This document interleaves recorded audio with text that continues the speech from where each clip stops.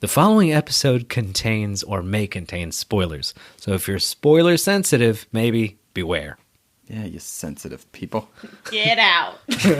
No, get in.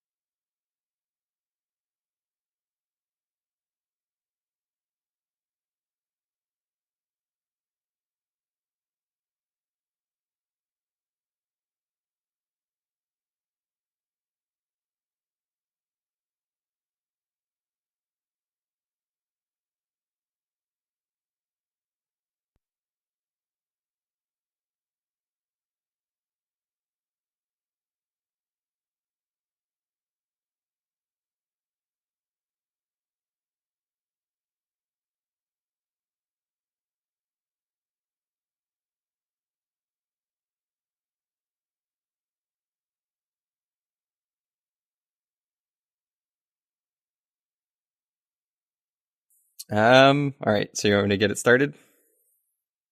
If you must. Okay.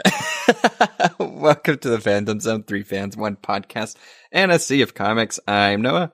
I'm Kayla. Jared. Every time.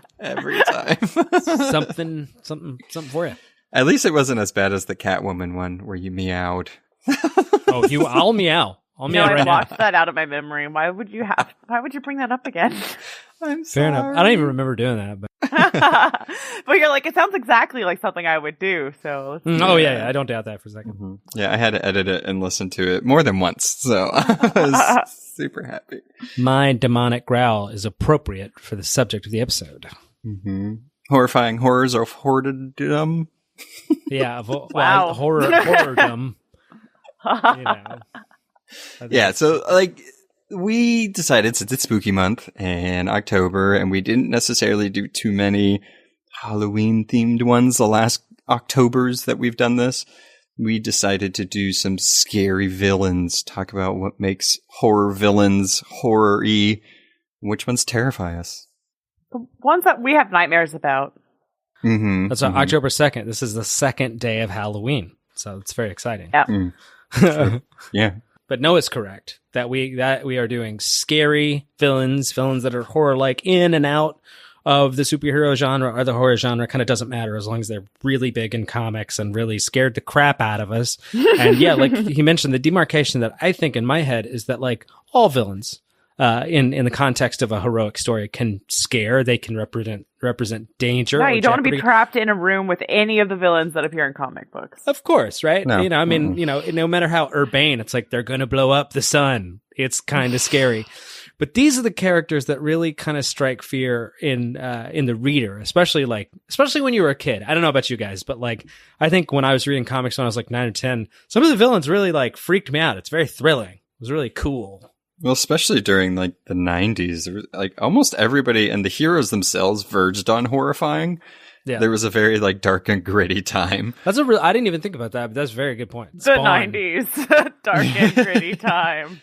That's the biggest horror villain that we're talking about is the 90s themselves. They were horrified because it would be like Spawn. Oh my God, look how derivative he is. Oh, he's such an unoriginal character. Or it would be like Cable. It was like, oh, the pockets. So many pockets. He did have pouches. a lot of compartments. Mm-hmm. Like Batman had one belt. He had like 7 across his chest. I like to think that it was just like a single bullet in each pouch that he would like, oh, my third bullet. I've got to go for it.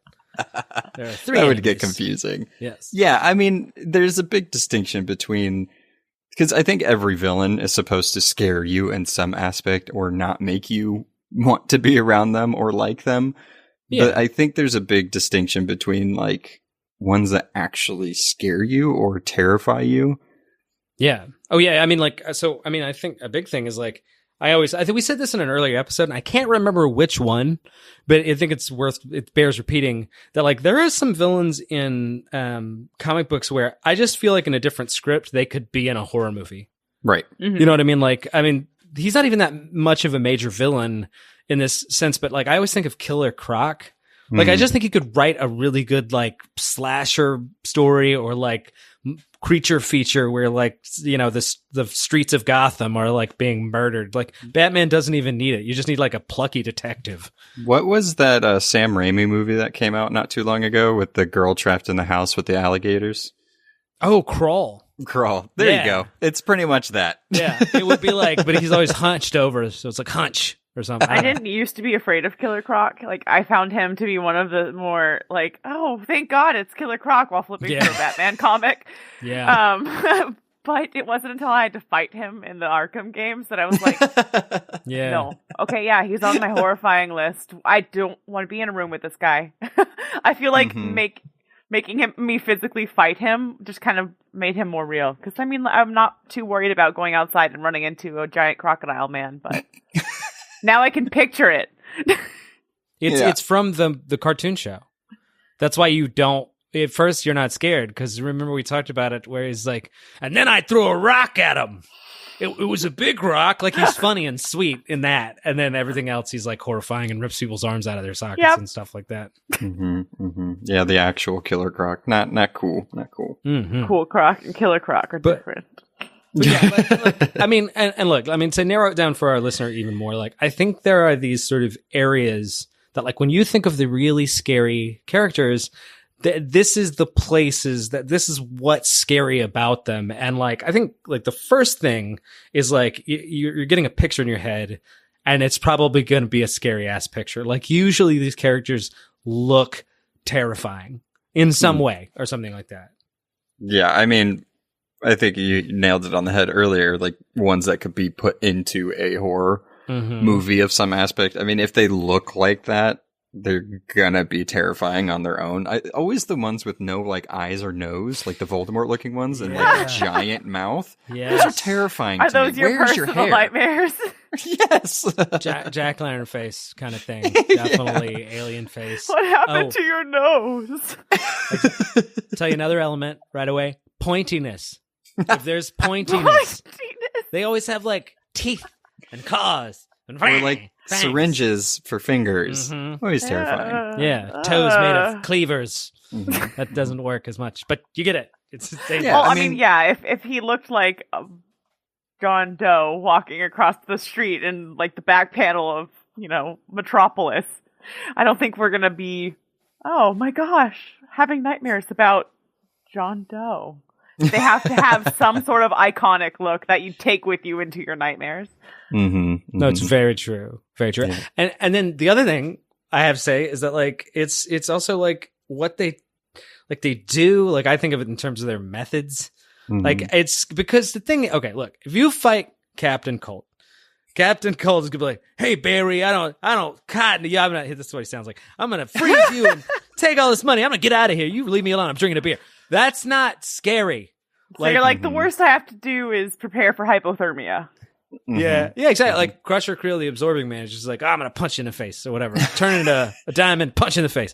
But with these characters that we're talking about, like, there's this feeling of like I'm going to eat your pancreas. Oh, yeah. Yeah. I mean, that's very Killer Croc, but very much. One of my personal favorite horrifying bad guys is Scarecrow. So when you're going toe to toe to Scarecrow, you're not worried he's going to suffocate you with his burlap sack. You're kind of worried about reliving your worst traumas with auditory and visual hallucinations. So just the implication of what could happen when you're in the room with this person definitely leads to the horrifying aspect of it. Because I mean, Penguin's going to shoot you, but that's the torture aspect that I think is also like they got to make you hurt a lot.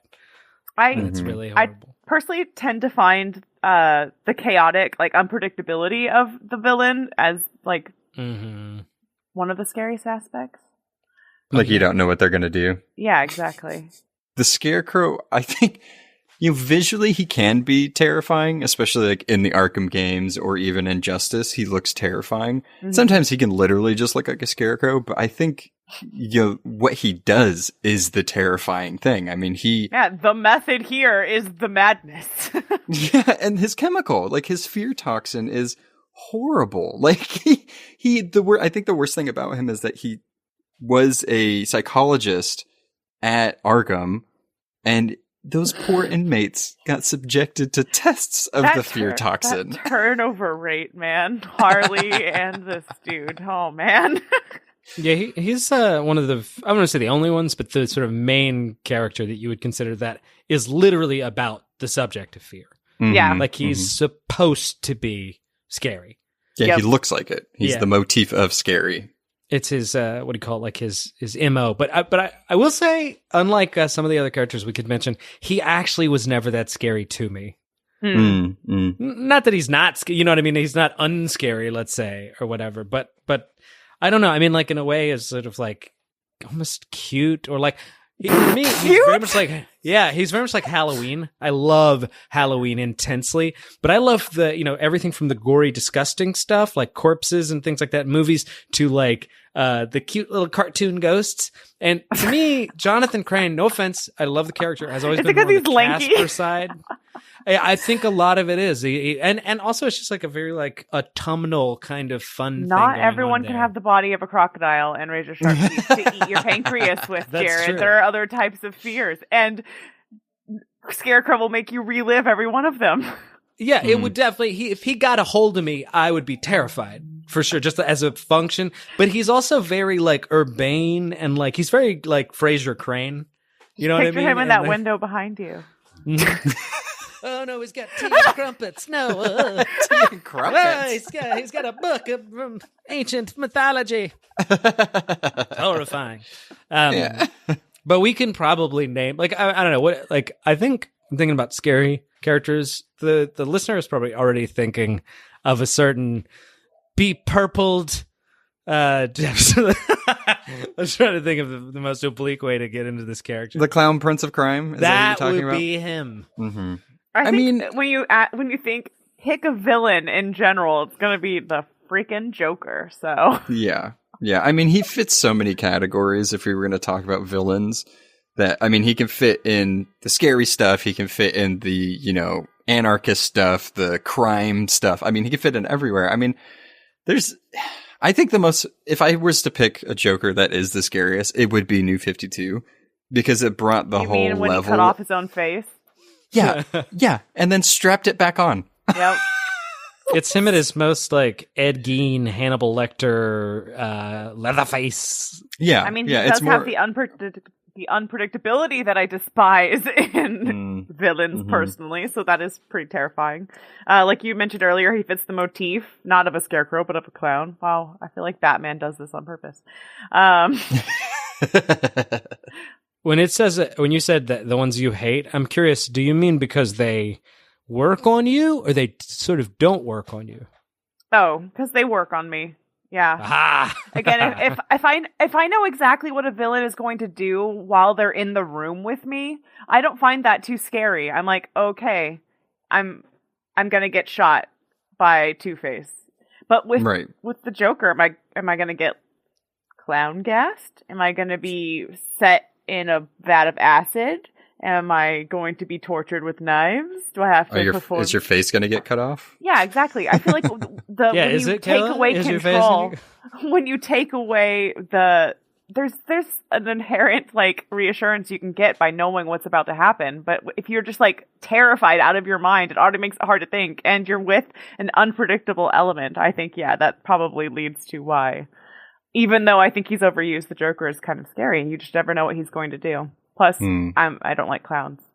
I was just going to say that he also is a clown, and so he is just connected to this thing that like a shit ton of people are afraid of to begin with. Yep, like independent of him. Yeah, I think the villains that typically scare me the most are, I mean, just to bring up another example, is like the Corinthian. So he's from Sandman, and just to give you a visual on what the Corinthian looks like, he looks like a relatively normal looking guy until he takes off his sunglasses. And then he has a mouths where his eyes should be. Ew. And I don't like eye horror.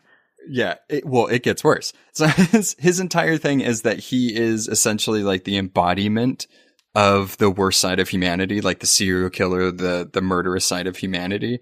And how he kills people is he scoops out their eyeballs and eats them, and then also eats their like essence and their soul. So it's even worse. But like the thing that makes it terrifying is he's kind of like Lex Luthor.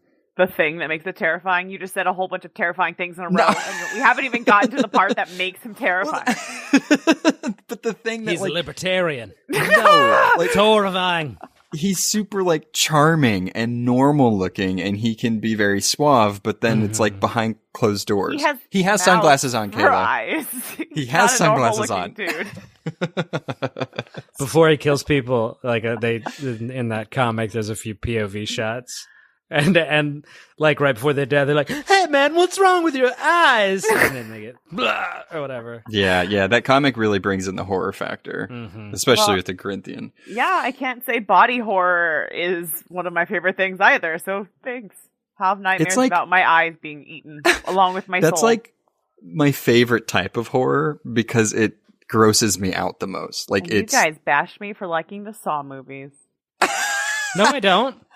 I did. Oh yeah, that's like, don't put me in that. At least I like the first one. I respect them too. I will say, not always my favorite kind, but I respect what they're doing. But that's true, and I think that like these it's a lot of fear in these characters already, like sort of like the clown thing with the Joker. I mean, body horror is another. I mean, there's a bunch of like characters that represents like the undead or vampires or werewolves, any number of classic sort of monsters. They play into like what we're sort of already sort of afraid of. And I actually wanted to ask you guys that when you were kids and you were reading comics, or if not directly from comics, things like comics, were there any things like this that really did scare you or like kind of stick with you or anything like that? The things that scared me, I've never really been scared of like the monsters, like the vampires and zombies and stuff like that.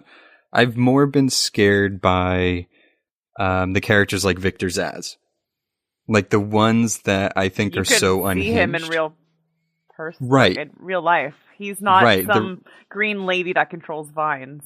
Exactly, yeah. The ones that are more realistic, I think, that where you don't have to suspend disbelief so much. That it's like, oh, I can totally see somebody, tallying their skin every single time they kill somebody.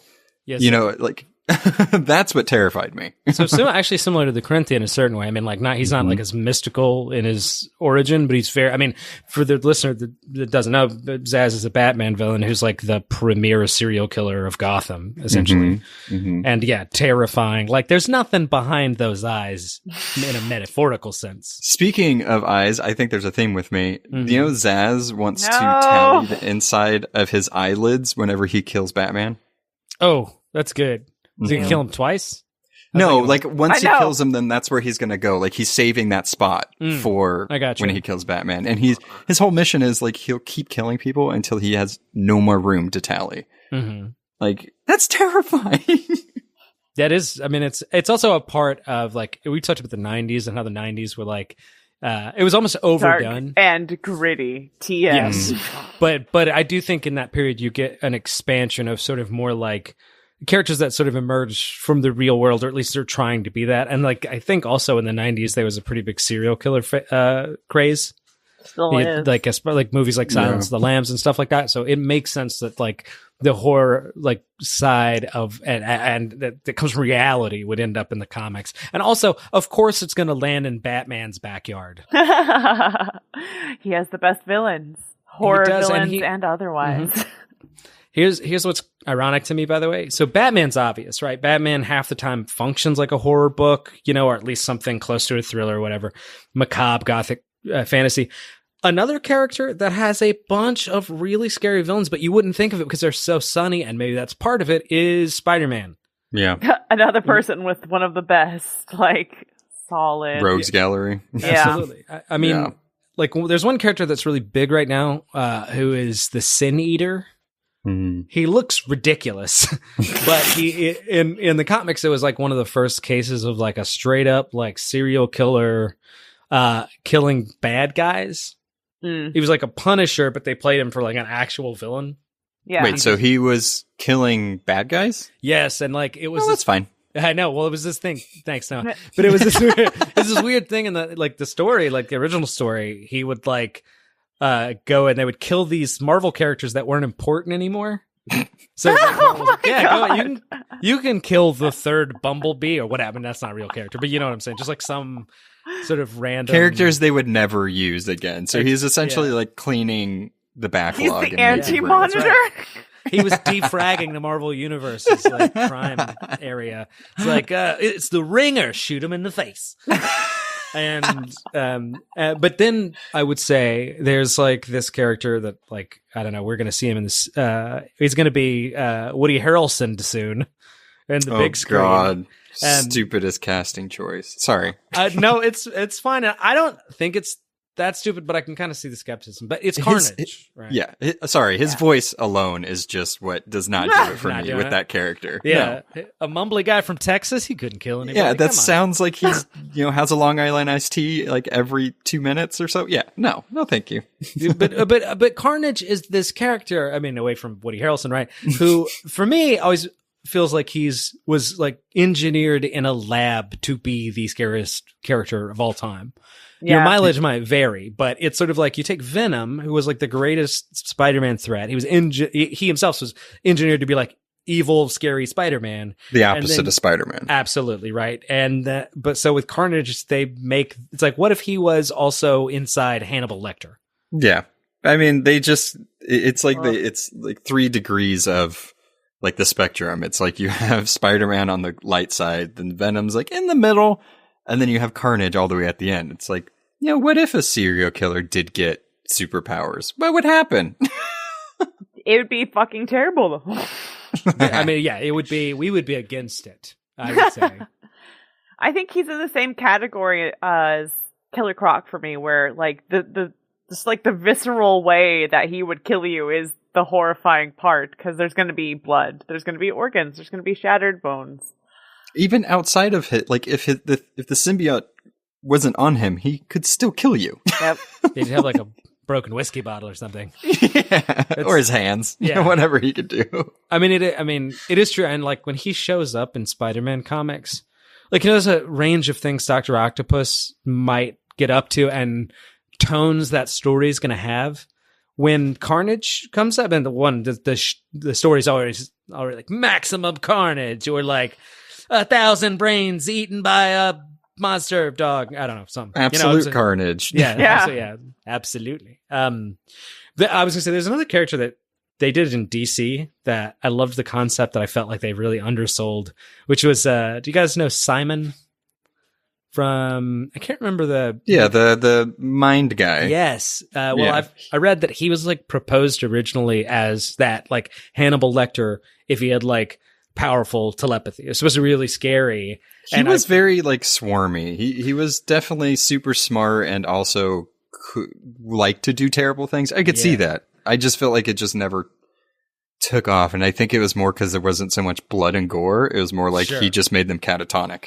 Well, it worked for scanners, but I think you're right. But also, I think he just kind of got nerfed as it went along. Yeah. And it's like when he ended up in Young Justice, the show, which is fine. I love that character, but I was like, okay, this is definitely the Disney version of this concept. Character. Like Clarion is more scary than him. Yeah.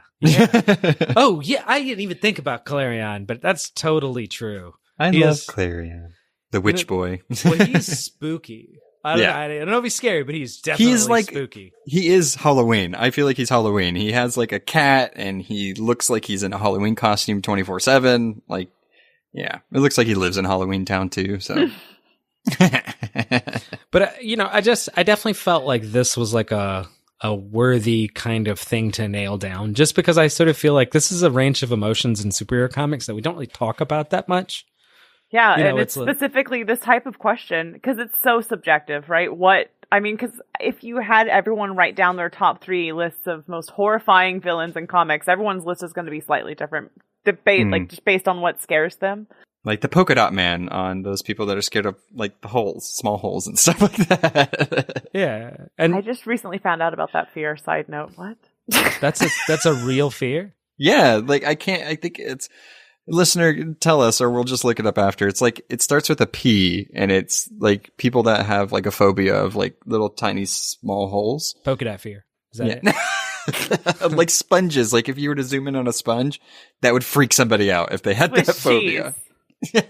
I think certain fears you just don't respect, you know? If somebody's like, no, I have that fear. You're just like, well, I don't care that you do. Don't be fearist. I am totally fearist, yeah. Yeah. No, it's... I know, right? I lost my train of thought. No, that totally threw me off. There's also like a siren going off here, so that's why I was like, what was I talking about? We all lost our train of thought at the same time. Oh, I remember. This was going to be dumb, but I'll say it anyway. And yeah, and there are certain things that you might be afraid of that like they can't really translate in a comic as well. Like if you're afraid of like, oh no, that character is my father's disappointment in me. Like that's not as easy to translate. I'm pretty sure that was a Doom Patrol villain. Yeah, no question. I thought that was the problem with Inception, like what they were trying to do. My dad's disappointed in me. That's true, and that movie was a fucking nightmare. I'll give you that. I love that movie. It's okay. It's good. It's actually good as a heist film, but like, you know, what's really weird about dreams in that movie? None of them are sexual, which is insane, and they all make a lot of sense. Oh yeah, because. You know, cities folding in on each other completely makes sense. I'm sorry, but an MC Escher staircase is not nearly as weird as like, oh, I'm actually a human fishhook. My mom is like the Inception isn't Kmart, even a but she horror doesn't movie. You brought it up. I did. I'm sorry, that was my bad. Anyway, what makes the most, like, regardless of what your list of horrifying characters looks like, what really makes it horrifying to you is that you take it, like, off of the page into your mind and away from you when you put that comic book down. So it's not just an enemy that the comic book hero has to face. It ends up being like an enemy that you're thinking about constantly that, you know, to be dramatic, that you're having to face now or think about. Yeah, because you're like, oh my God, Sabretooth's in my room. but you also Sabretooth was on anyone's list of scariest, I would judge them. Well, no, you don't read Wolverine comics. Well, okay. He's a murderer. It's yeah, disgusting. Yeah, most villains are. I think he used to be more. Yes, most villains are murderers. I'm saying he's not just like he's not like just a murderer. He like hunts women down and brutally rips them to pieces. Right. I agree. I just feel like he hasn't been that way in a while. Sure. Yeah. I agree. You have to go back to the 90s again, to the gritty, terrible, you know. Dark and gritty, TM. But also, I think he's kind of sexy. Oh my God. Just me? I have a crush on Sabretooth. Yes. It's like horrifying. He's hot. I don't know. It's the mutton chops, isn't it? I love that he started this conversation offended I wasn't afraid of him, and then he ended the conversation with, and I kind of have a crush on him. That's what does it for me, Kayla. He has so much of a crush on him that he's terrified of him. Yeah, my tone is definitely wrong. I'm like, isn't he scary, guys? Oh my God, he's scary. Anyway. You would be the first person to die in a horror movie. Oh, easily. Yeah, you want to make out with the bad guy. Yeah. Oh my God, he's got teeth. Let's give him smooches. And then just you hear my scream in the distance or whatever. Yeah, and then the other thing I think that's worth noting about these kinds of things is that they're really a break from they're troublesome in a way that superhero comics usually aren't, because we talk about on the show a lot the wish fulfillment aspect. I mean, really, you know, when you read superhero comics, it's like, oh, it's a scary or a bad guy or something like that, and our heroes defeat them and stuff like that. But these characters, when they come into the scene, they really make you uncomfortable. Mm-hmm. And, you know, and that's definitely a different, like, that's a break from our normal superhero reading. And so, ugh. Yeah. If it's written in a good way, for sure it can be. And especially, I think this is where a lot of artists' like strengths come in, because if they can make it look horrifying also to interpret the story, it's one of those two things, Mary. You got a perfect villain, or scary, horrifying villain. Yeah. Mm-hmm. So should we let people know what we picked for like our like favorite or, you know, noteworthy? noteworthy, scary villains. The ones that we feel aren't talked about quite enough. Well, I know I'm kicking it off. So I was originally going to do Scarecrow, but then the guys were like, we'll just bump Scarecrow up into the top half of the conversation so you can pick someone else as well. And of course... we didn't say that. His name was just... It was implied from where his name was on the doc. I didn't see the doc until afterwards, okay? That's a good point. But anyway, I still chose, because of course I did, from the Batman universe. And I got to talk about Professor Pig, who... Yuck. If you Spelled with a Y. Spelled with a Y, yeah. I will get into Y later. Y-I-G. So scary. He does have a pig mask for those, so it's a play on words, but also they take it directly as well. He definitely does not get enough attention, probably because he's actually one of the newer characters in the Batman universe, because obviously Batman is really old at this point. But Professor Pig is a supervillain who appears in DC Comics. Obviously, he's a Batman villain. He was created by Grant Morrison, so just Grant Morrison. Put that in your head. And Andy Kubert, and debuted as a corpse in an alternate reality in Batman number 666 of July 2007. So just that's amazing. He appeared as a corpse in Batman number 666 with Grant Morrison. I mean, that just has all the hallmarks of something truly scary. Or a bad Metallica album. That's also very Grant Morrison-y. Also. Yeah. Okay, well, before I get into the more specifics to Professor Pig, I want to talk about the play on the name because it goes into the character's concept. So yes, he does have a pig mask on his face, Professor Pig. But Pig is short for Pygmalion, which is why it's spelled P-Y-G. For those of you that don't know, Pygmalion was a story about a sculptor falling in love with his own creation. So remember that that's the concept we're going with here. The It's in-world... also what My Fair Lady was called before it was a movie. Yeah, exactly. The My Fair Lady is based off of Pygmalion. So read the play by Bernard Shaw and then watch My Fair Lady because it's also very good. I love That's your recommendation. That's my recommendation. Professor Pig isn't in there. But anyway, his real world name is Laszlo Valentine, a scientist who suffered from schizophrenia. So there's the mental illness. And after the breakdown, he becomes a supervillain, wears a pig mask. I know it sounds a little tropey and slasher right now. Bear with me.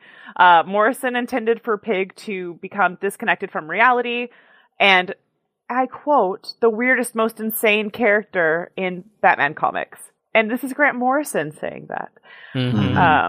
So he's an obsessive perfectionist who sees human beings as broken individuals. So he commonly kidnaps people and uses surgeries and chemicals to permanently change them into what he calls Dolatrons. They're basically just like mind-controlled puppets. But they've basically been butchered. When Professor Pig comes on the page, you know that there's going to be probably mutilated corpses. Someone important's been kidnapped and is in threat of being mutilated themselves. Lobotomies done with drills. Yeah, the character uses drugs, lobotomies, doll masks to permanently mold and change the people that he kidnaps into those Dolatrons because he believes that they're the perfect human beings. So in a weird, sick way, he's kind of like in love with what he's doing. He's in love with making these perfect human beings, his creations. He's an artist. He's like, in a way. He's like if the scientist from Human Centipede wore a pig mask. Yeah. I mean, that's what he is, really. Yeah, you're not wrong. He's trying to turn these people into works of art by all of these means necessary. By the way, I love in Human Centipede when it's like, oh, it's horrifying. It's really just the pooping in someone's mouth. That's the gross part. Oh my god. I haven't seen that movie. I know that's a thing. Anyway, I didn't want the Human Centipede to be brought up during my section. Why I find him of a Human Centipede so creepy. Typical slasher vibes, right? So he has, typically when you see a picture of him, he's splattered in blood with a butcher's apron on, has a mask, and carrying around a butcher knife. And you know he's going to be dismembering you probably, or giving you, like you said, a lobotomy with a drill. no anesthetic. So slasher vibes, the splattered blood everywhere. It's always dark. The mutilation of the corpses and the bodies of the people that he kidnaps, that's pretty horrifying. I don't really like body mutilation, body horror.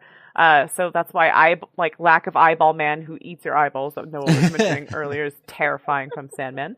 And I think the most interesting part of Professor Pig is he represents the severe mental illness that Batman comics often just allude to in a very obvious way. The worst part of the human psychology is kind of brought to the forefront, and they're no longer what mental illness is poison ivy? You know exactly what's going on with Professor Pig, so yikes. That's not a good thing. I love this pick. I think Professor Pig is really underutilized even in comics. He was recently put into a comic with Tom King and Mitch Gerard's Nightmares. I think it was volume 9 of Batman, which is great until you find out it was all a dream. But it's the imagery that really sells this character and what he does. So I just love that pick. He's definitely horrifying. He's not robbing you into bank. Weird dolls. Yeah, exactly. He cuts off your private parts and makes you into the perfect being, and then you lose free will. So there's that. He pretty much makes you into everybody that lives in West Hollywood. Oh no, he's the plastic surgeon from hell. Yeah, that's. I mean, I also love it. It was he takes away your free will. Oh, and also your genitals. That's also that. It's adding insult to injury. It's just why, man? Why'd you have to do that? Yeah, that's why, again, when you picture my scale of how horrifying I find these villains, would I want to be in a room with Two-Face or Professor Pig? And the answer is Two-Face, because... Without question. No, totally. Did you guys... you've played Arkham Knight. I know you didn't like it, but you remember him in it? Yeah. He's just so unsettling the way he talks in a bad, Italian accent. And it's He really is. It's Batman, kill. I know you don't kill, but this one you can just kill him and I'll just turn the game off. Get under the covers and cry. That's the mark of a good villain, though. A good horrifying villain, I should say. Because we've already done a villain episode. Yeah, now everyone rally behind Professor Pig. Put him in more comics. Yeah. So my pick is, I would think, fairly obscure, and I like that we're doing something like this because we can talk about these really creepy characters in the background.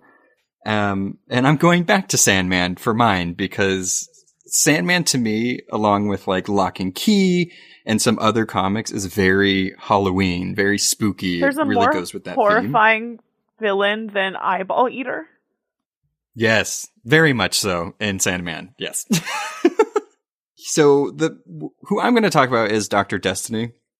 The name sounds really cliche and kitschy until you see him. He looks like Skeletor mixed with the Crypt Keeper from Tales from the Crypt, because he's just this So he looks like Skeletor. He's this dried up, no nose. There I go again with my fear. Apparently that's where my fear lies. No noses is the common thread. Right. And no eyes. I think you just really don't want anything to happen to your beautiful face. It's not natural. So essentially what this guy's whole MO is aside from the looking terrifying, he uses the Dreamstone to make nightmares a reality. So he takes it a step further from Scarecrow. So Scarecrow will make you think you're seeing everything and drive you insane, but he's actually physically manifesting these nightmares and your specific nightmares. Yeah. And so there's two really big iterations of this character. My favorite one, or the most horrifying one, is definitely in Sandman. And he comes into Sandman in issue number 4 through 6, and he has this whole big story arc with Morpheus. The whole thing there is that there's a whole issue for 24 hours where he tortures and mutilates and drives all these people in this diner insane, because that's what he does. And he does it because that's what he thinks he's supposed to be doing. And it's just it's adding that other layer of unpredictability. Really, you don't know what their motive is aside from they need help, but you can't stop them. It's terrifying. He's also, fun fact, Madame Xanadu's son. So, yep. That issue is truly haunting. Mm-hmm. It was in like Wizard Magazine's list of like the most like terrifying or horrifying comic issue of all time. Yeah, for good reason. Yeah, if you've already read Sandman or you don't want to read all like 12 trades of Sandman, I would recommend, especially just for like Halloween or just the recommendation, doing those 4 through 6 because it's like really embedded with horror because he gets in a car with a woman and she's terrified for her life, but then he kind of calms her down and they have a heart to heart. And as he's leaving the car, he kills her because, she thinks she's done. She's like, oh, that wasn't so bad. I survived a hitchhiker, coming into my car. Nah, you didn't. Nope. Yeah, Dead. I mean, and you have your finger on this weird thing that happens, like this weird technique that writers do with some horror characters, which they make them very terrifying and do awful shit, but they make them talk very nice. Yeah. It has a very like off-putting. He's like, "Oh, I just want to help you sleep," and he like pulls out your brain and like turns it into a that's a really good point. When he had that woman hostage in the car on his way to that diner, he was very much like.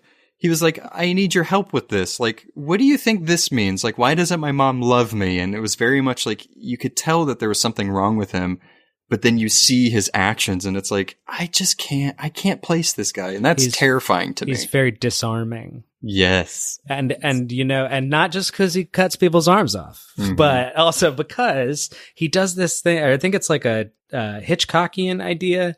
Hitchcock said you want to create tension for the audience. You take a train and you put a bomb on the train and you show the audience, but you don't show the characters on the train. Yeah. So the audience knows something the characters don't.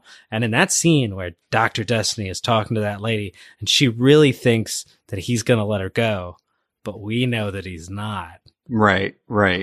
Yeah. It's definitely, that's the most horrifying part of that character. And I think because it was written in the Vertigo title, they really could do the mature, version of that character. Like after Flashpoint, he did have a stint in, Justice League Dark with the Madame Xanadu run, the pretty much the New 52 run. And he was the villain to Madame Xanadu, which is his mother. And he wasn't as horrifying. Like he did have the Dreamstone and he made like these creatures and, their worst nightmares come true. But it was just missing that, like, I guess, real world. Cause you like these superheroes. And I think that's an interesting thing with these types of villains is that like, it's more when they do stuff to the innocent people or their love interest or their supporting characters that really horrifies you. But they're not going to like kill your favorite character. That like there's some like type of like safety with them in some aspect because they're going to come back anyway. And Neil Gaiman is not how you say his name. No. Neil Gaiman I said it that way for like 20 years before someone's like, you're actually really stupid. So I was like, I'm going to change how I say it. Anyway, so Neil Gaiman is also an expert writer. And another thing I love about that issue is that moment where the characters, he just shows you their hope and their desperation. Right. And like just in moments of like, it really humanifies. That's not it. But you know what I'm saying? Like it makes them human and then it all gets taken away. Yeah. I think the masterful thing with how he did that character and made it horrifying was that he toyed with them. And he didn't just toy with them like, oh, I'll let you go. He toyed with them of like, I'm going to make you think that like your most like heart's desire came true. And then I'm going to make it fall apart. And then I'm going to make you cut off each other's arms. And then, it's just terrifying. Read it. I think what's most, as a person who hasn't read these, right? What's most terrifying about this character to me is it seems like he could be the guy behind you in the grocery line and you just would not know what's waiting for you. Well, maybe before Whereas he started Professor... looking like that. But... yeah. Yeah. But Professor Pig, you're like, I'm about to be murdered. I just feel like the subtlety of this character is what makes him terrifying.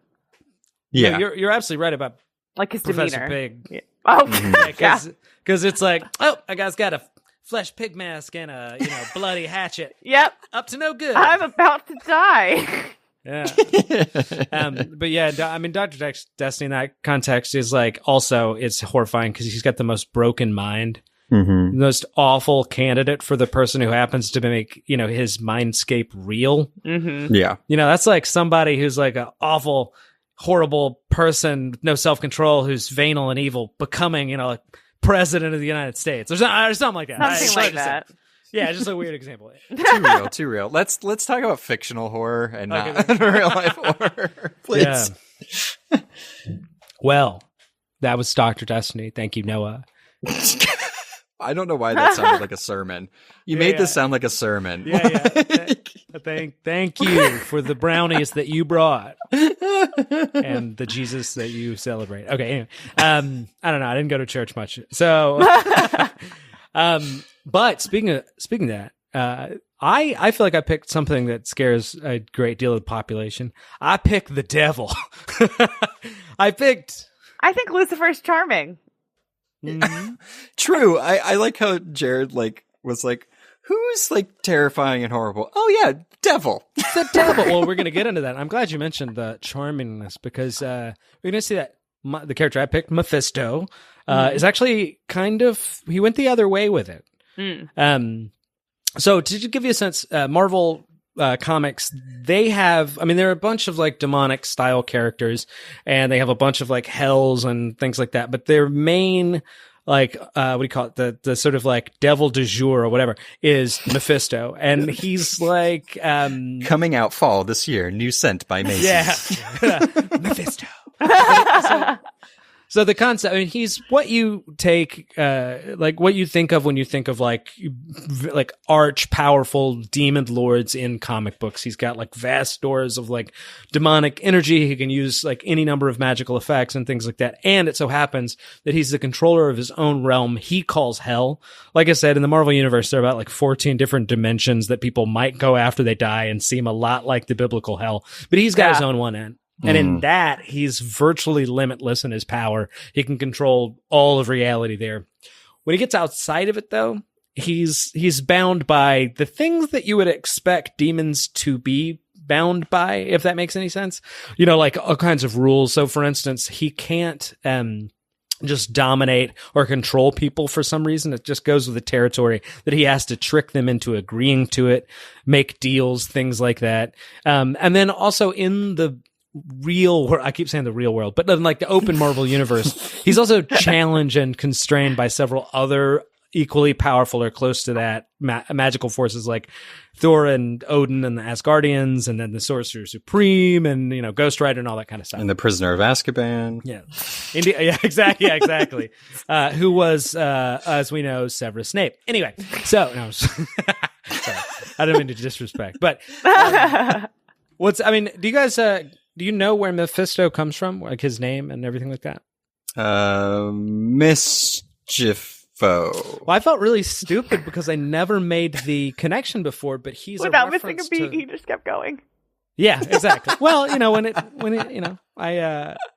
the straight man. I can't be the funny guy all the time, guys. No, but he comes from the German folk legend Faust. Have you guys heard of it? I've heard of it. Faust from DC. Well, Felix Faust is a reference to that. Like a version of the story that's actually Marlowe's Dr. Faustus. No. That's Dr. Faustus from Marvel Comics. You're right. This is the Faust. Either way. Oh my God. So many Fausts. Well, that's the point. It's a German folk legend. It was sort of made famous by Marlowe but especially Goethe, right? And the antagonist in that story is a demon called Mephistopheles. In like sort of loose pop culture, all these names kind of people just to think they have the devil generally, but it's actually a bunch of different deities that are like loosely associated. And the whole idea here is that Mephistopheles appears before Faust and like tempts him because Faust is like a really smart, successful person, but thinks life is useless. So Mephistopheles appears before him and makes him a deal, right? Like, for his soul, I'll give you power, that kind of shit.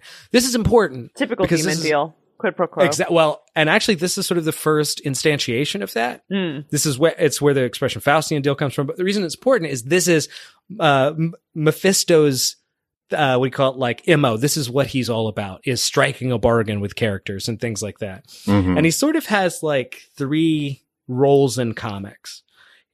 What I call the bargain monger. He's always gonna like try to, kind of like hey, Black Panther, do you want more more vibranium? Well, give me your children. I don't know, that kind of thing.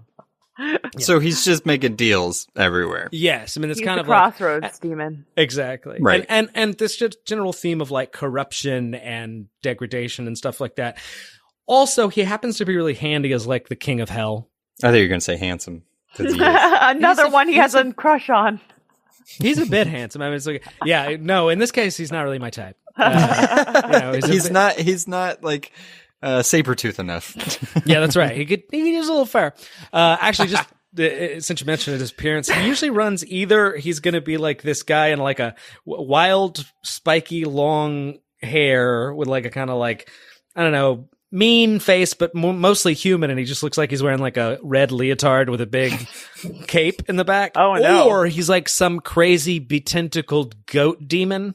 So he sort of runs these two appearances. But I mean, he could look like anything he wants to or whatever. But anyway, so he's that kind of demon. He's also the king of hell. So oftentimes when like Marvel characters have to go down to like that sort of like setting or something like that, he's usually the king. And then oftentimes he just ends up being the big bad that like our heroes have to sort of fight or what have you. So like what makes him terrifying to you? Like why? Oh, I'll get to it. But okay. Well, then before I get there, the one thing I want to say is that like what I think is really fascinating about Mephisto is that he ends up being everybody's villain. Like he was written, I think, by like his first appearance is Silver Surfer #3. It's like no surprise that it's Jack Kirby and Stan Lee that write him. This is, like I said, Silver Surfer comic book, but he's a Thor villain, a Doctor Strange villain, a Black Panther villain, an Avengers villain, Fantastic Four, and Spider-Man. And when I say this, I don't just mean they've had a couple of moments with him that like, that one issue, like number 337. He's influenced their stories in huge ways. I mean, just to name a few, he creates Ghost Rider. He basically, you remember when Scarlet Witch went insane because her kids were fake magic constructs? Yeah. Well, they happen to be made out of his soul parts. Now, I don't know what soul parts are. Kidnapped Dr. Doom's mom and had her soul, even though she was a good person. And that's like a major character motivation for Dr. Doom. And then with Spider-Man, he created the Brand New Day scenario, which was a really stupid thing that Joe Quesada came up. But the idea was that like Aunt May was going to get killed, and the only way for Spider-Man to save her was to like, I've never married Mary Jane. It was like the most nakedly obvious editorial retcon ever. Yeah. And it's even like, because Mephisto really cares about your marriage with Mary Jane. So dumb. In the comic, he's like, I hate it because it's so good. It's like ridiculous. Wait, was that Peter Parker saying Mephisto? No, that was totally Mephisto going like, your relationship makes me sick. But yeah, so I mean, Noah asks the pertinent question, like, what? So I think what's scary about Mephisto is just like, so for one, he just looks like the devil, like, and I mean that's sort of obvious, but like, yeah, but it kind of, yeah, and moreover, like he invokes all the scary demon imagery that we talk about. You know, it's funny as you mentioned, like how. Like Lucifer Morningstar, how they've made him more interesting and subtle, more even sympathetic and tragic at times. What's funny is that Mephisto's gone in the other direction entirely. So rather than be this sophisticated urbane, like I can see where he comes from. For as far as we know, Mephisto came from like when the universe came into existence, he started with time, and he's like the great adversary and just such a prick. Like that, like there's there's no like, oh, he cares about that puppy. Exactly. No great fall from grace, no betrayal by the Lord. The other thing I find really scary is that he's just, you can't beat him. He's really insanely powerful and like smarter than everybody. So you could just banish him back into his own realm, basically. But you can't. Yeah, I mean, the thing he has in common with a lot of devils, he's really arrogant. So, of course, he's like, you know, you can kind of, it's like, oh, you're so stupid, Reed Richards. I didn't know you had the ultimate nullifier. That kind of thing. But he, you know, it's like, you're not going to overpower him, and you're not going to, you know, conventionally, like, you know, he's already like 19 steps ahead. And sort of going along with that, he's really immortal. He cannot die. He's part of the fabric of the Marvel universe. The best you can do is like upset him. So it's sort of scary that like, okay, if you win, you've upset the devil, and he's just going to go back lurking in the shadows. And thinking of an even smarter, more complicated plan to get you next time. Exactly. And then I think we kind of went into this, but like, I think the thing that really screws with me about this, why demons actually scare me more than just about anything in horror movies like The Exorcist and stuff like that, is that he's pure evil. Like his entire deal is just torturing and destroying and degrading the lives of conscious creatures. That's it. I think that's like the running theme with Absolutely. all of the scary and horrifying villains that we picked, is that But like, there's no redeeming factor about any of them. absolutely. Well, and like but I will say with your character or both of your characters, they're both crazy in certain ways. Yeah. Well, aren't they all? Well, but they're a deviation of the normal, where Mephisto is just like evil incarnate. Well, and he's insanely lucid. He's not deluded about what he is. He just wants to ruin goodness. The marriages, apparently, between spider people and their wives. Mm-hmm. It's too good. No, because it's like, you're only interesting when you're in high school. I got to ruin your marriage. Ugh. In that case, Joe Quesada was Mephisto. Yeah. Good one. Mm-hmm. All right. Well, I think we got to our horrifying end. Mm-hmm. I was glad to do that too, because I feel like these characters that we did, they're in this place where not everybody knows about them, but everybody that likes comics knows about them. Yeah, they've at least seen a picture. Now we can put the horror to the picture. Yeah. I can't wait to post pictures about these characters. I know. Oh, yeah. Oh, it should just be pictures of our face being afraid of them. Can you guess who we're looking at? You a at? really good selfie. Yeah, exactly. That'd be hilarious. I like this. Now we have to cut this from the episode. Teaser. Yeah. It would be a good. It's like, what is Noah afraid of? Yeah, that would be cute. I like this idea. Now it's comic book recommendation time.